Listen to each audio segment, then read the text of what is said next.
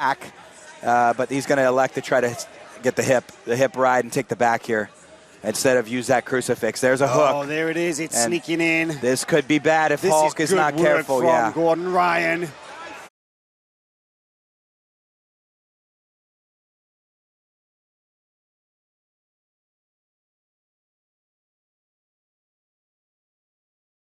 Actually in the position, so once we're here, and we start playing here, once we're actually in the position, I'm going to post the tricep. So now she goes to flare across with a double, she can't. Then I'm going to lock the tricep with my leg, and I'm going to come to the hamstring. So now when she goes to flare across with a double, she can't, and I control the hamstring. Then I'm going to start pulling the hamstring towards me to slip the shoulder outside the hip, and then we get to a crotch lock, and now things just degenerate from here. You saw this in my Barboza match, where I just use this crotch lock to come up and take it back, which won me the match in the semifinals of ADCC 2019. So once you're actually down, and you feel like you can't flare across with a double, I generally recommend just using a rolling method to either go into a crossbody ride and a back take, or just roll all the way through and then continue to turn from there. So whenever I see that I crack someone down from this position, from this head outside single, and I'm forced to follow this person down, whenever we're in a position like this, all I'm going to look to do is look to shoot my shoulder further than she wanted it to go. So, okay, so I'll come in here, and as she wants to start scooting the corner, I'll let her scoot the corner, and I'll just go right into a forward roll, and use that to immediately invert my right knee, because we're essentially 50-50 from here. We can both take each other's backs. My whole thing is when I go invert, I want my hips lower than hers, so I can invert my right knee and get into this position here. If I can invert the right knee, I can get my hips underneath hers, and then I can lock up with either I can post my partner's leg, which I generally, you can do it sometimes, but you can pull my leg fascia guard from here. So I generally prefer just going ankle to ankle and just putting 2 feet down to the floor.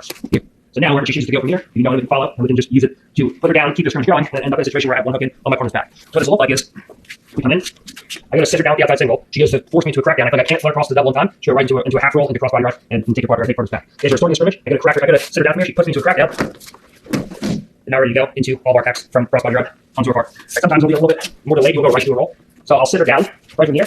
As I come down with her, we'll be fighting here for a second. Now I'll try to get flare across the double, I feel like it's not there. As she goes to scoop the corner, we just invert, and we get to a situation where we have that inverted knee. And a lot of times we end up here, we can't do it right away, so we're fighting, jousting. I have a shovel underneath my partner's hips, I'm wedging the hips in place. Now when she goes to take my back, she can't get her hips low. And I just work the angle from here, and now we can go in, collect the far shoulder, get diagonal control, and work into a finish with 2 hooks in. So if I feel like I can't flare across to a double, I want to get the score still, I keep the scrimmage going by going into a roll, going into crossbody ride, getting hook in, and